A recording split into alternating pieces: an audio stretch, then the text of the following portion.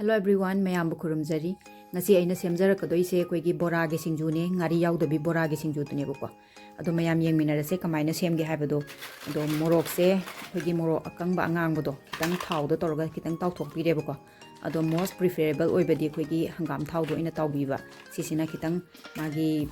manamje kitang nungsiba ma poebo ko. Ado smain torga kitang aina smaina tawthokjare. Morok akupa suba kari kra kem haporoibo ko. Ado sumaina thum kitang hapiraga noi khaiminarani. Ado mayam si se aina ne bora se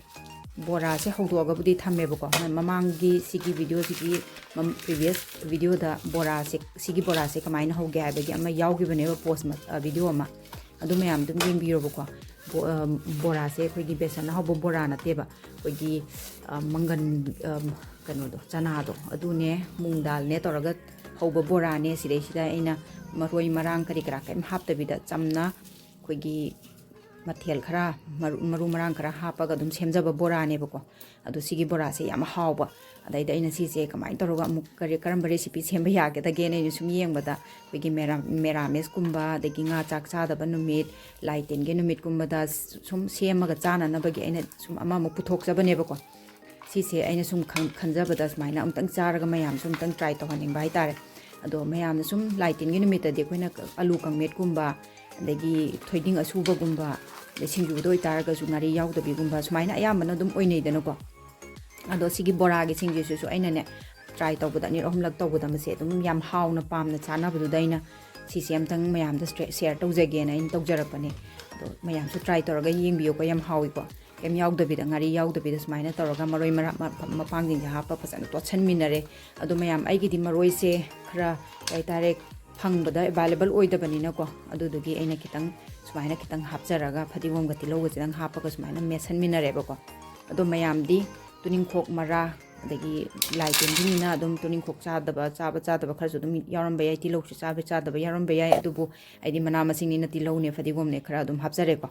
ado sumaina maroi marang yam chuna hapiraga manam nungsi ina chabiyo aidi phangdabagi ko nungai jatre yamna ado kitang phangamaga di aina hena magul leina semjaramgadabane na aina khanjai ado mayam si se YouTube da so ahanbo oiramgani na aina khanjai ko bora gi singju se bori singju ji dim mayam da dum chanare dana ko aigi su video ama dum mayam na viewers to koigi kaitare 5-6k yobra henbra amadi tawgrabane views ko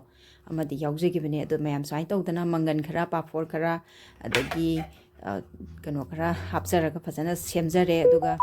mathel se aina chakluk siga chana na bana semjabane sisina monjawbi ga kitang thau ngauraga kitang thongjabane ko monjawbi thau ngaura thongba sam hawbani mayam the pafor lejare bora singju lejare koigi sise ai mande numita tabagi aina mande se ai sanga chadeba ko mande se ai supokpa numit taba ai husband supokpa numit taba ichanu pa supokpa numit taba adaida